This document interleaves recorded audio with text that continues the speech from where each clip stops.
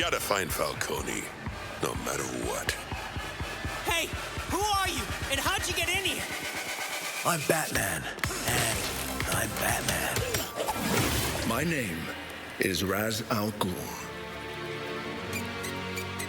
I have a particular set of skills. Skills that make me a nightmare for people like Carmine Falcone. It was a bat, I tell ya! A bat! Yeah, that's what they all say. Why do we always have to meet so high up, huh? Guess I like the view.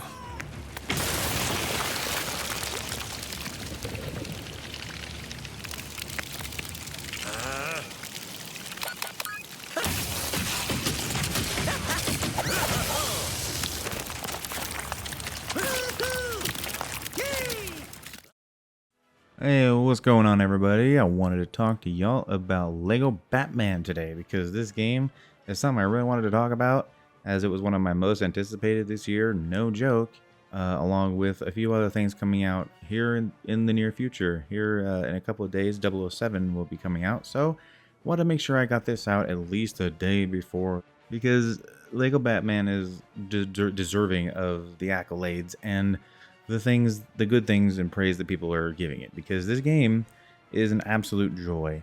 It is basically the average median of like all Batman stuff. All right, when you start the game, you'll be immediately just recognizing this and this and that from many different films. You'll see stuff from the Christopher Nolan films. You'll see stuff from the Batman from Tim Burton. And you'll even see like Batman and Robin stuff that, you know, they use the things that did work with those movies in this game. And it's all mixed together in such a cohesive manner that I wouldn't expect, being as all of these different Batman properties are so different from one another. And it really came together to make quite the special product, I think. I could be going down one movie, you know, Batman Begins specifically, which is how this game basically starts with a Ra's al Ghul that is basically a play on Liam Neeson. And that was one of my favorite things in this game, that Liam Neeson little reference and like all little, like the little Neeson things, I don't know, that this Ra's was doing, from the quotes to how he said things, was just killing me. And had me really ready for what the rest of this game was basically going to be. I will say some things don't hit as well for me because some of the things in the movies that they did use, I wasn't a personal fan of. Like, for example, Bane in The Dark Knight Rises. I prefer Bane as like the luchador Bane, who is not stupid, but like he's not super intelligent like that Bane. I like that one, like that hulking mass of just terror Bane, you know, not the higher learning Bane. I will put, it's like Professor Hulk for me, right? Professor Hulk is kind of neat, but I would always much rather have Hulk, you know. Things like that did bother me here and there, but for the most part, I think it all worked for me. Even things that they know are dumb, they will poke fun at here and there and just completely break the fourth wall, especially with your little buddy Batmite. Batmite is in this game, and if you don't know about Batmite, he's a fifth dimension being, so he has no rules. He's going to be talking about whatever and whenever he wants to. When I'm in his shop, I've heard him give me a good old, "What are you buying?" and referencing, you know, Resident Evil 4's wonderful merchant. What are you buying? Hang on. Phew, that one's hard in the vocal cords. No idea how he does it.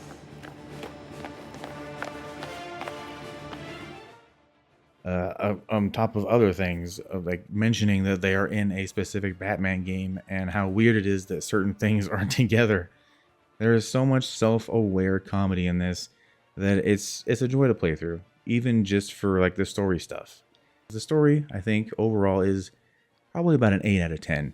It's good. It's not the best Batman story, but it is a good average of, and it celebrates a lot of, you know, Batman stuff. Sure. Crime never sleeps, so why should we? Yes! We're pulling an all-nighter! However, the gameplay, and I'm going to call out the last level in particular. I'm not going to talk about it, even though it's been out for a few days and most people have probably seen it. That last level had me literally joyfully cackling at what they decided to do. And this game is not beaten baby first Arkham allegations anytime soon. Because that's exactly what this is. This bleeds Arkham energy. More so somewhere between Arkham Asylum and City. Arkham Knight, sure, because of like the art style and how shiny the city is and stuff like that. But this really is Arkham Light. The free flow combat is here. The counters, the moves, the gadgets during combat, the Riddler puzzles, even Calendar Man style things up on top of Riddler puzzles, right? Plenty of things to find across the city, and like even the control scheme is almost identical to the Arkham games, with a few changes here and there to kind of, you know, accommodate the Lego style and the things you can do in Lego. And I did not appreciate how much Arkham energy was in this game until I got like a third of the way through, and I was like, dude, the more I go, the more this feels like Arkham, and actually a pretty good successor to them, even though it's a Lego game. And like, that's not to disrespect Lego games. Some of them are fantastic. Lego Marvel Superheroes specifically is a 10 out of 10 Lego game. Maybe not a 10 out of 10 game, like a 9 out of 10 maybe. There's some issues here and there. But when it comes to the sandbox, the Lego characters, the humor, everything, it all just landed in this little open area of like one island.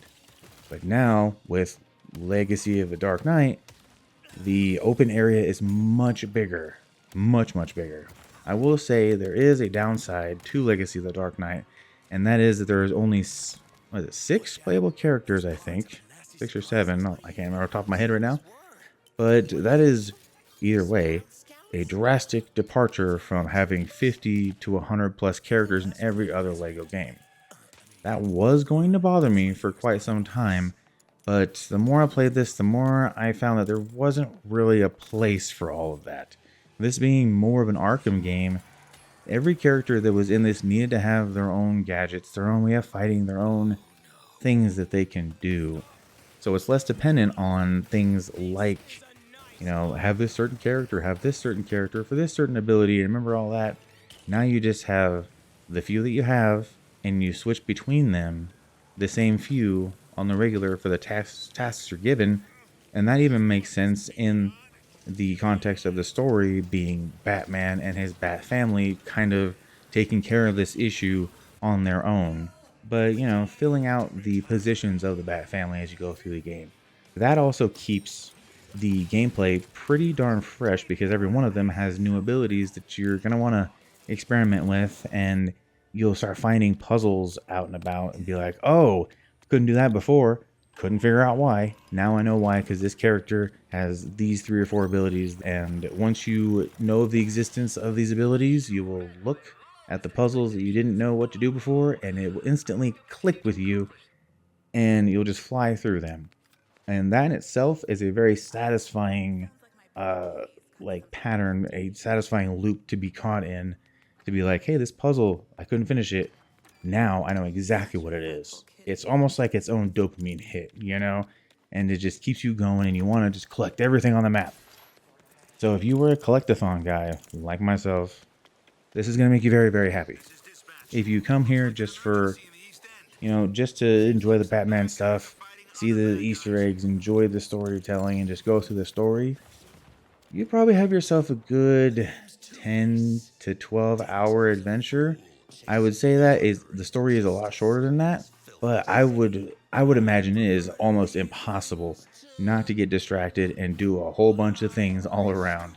So I do think, you know, around 10 to 12 hours is probably the sweet spot for some people's playthroughs of this game, at least the main story. Probably around 24 to 30 to 100% everything, maybe. I am probably 60% through all of the activities in the game, and I have, I think, 40 hours. But that was with me doing a lot of testing, you know, performance, figuring out what was the best performance on my rig, which uses a 4070, because the previous articles on this game before it came out were saying that this game was going to run like dog shit.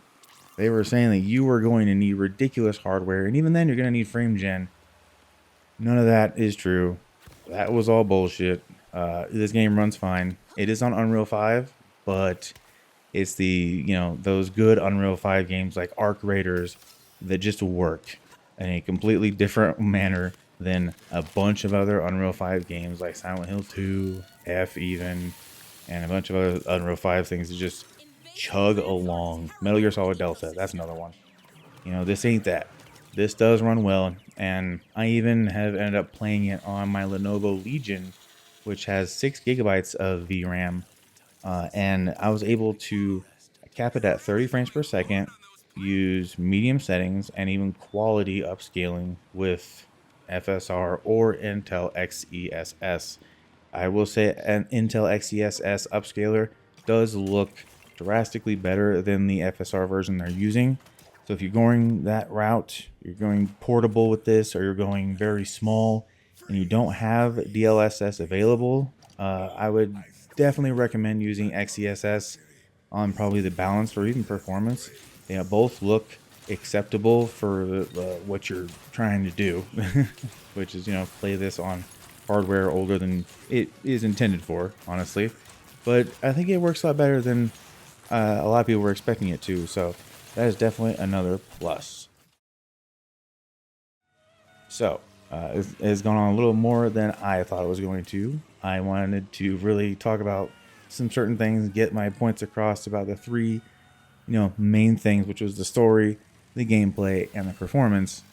And I think all of them are pretty solid, like an 8 out of 10, even 9 out of 10 in the gameplay department, because there is a more variety than there usually is in a Lego game ever, really, honestly. On other Lego games, you can kind of feel the pattern setting in, maybe with the exception of Lego Marvel, because it's just so big.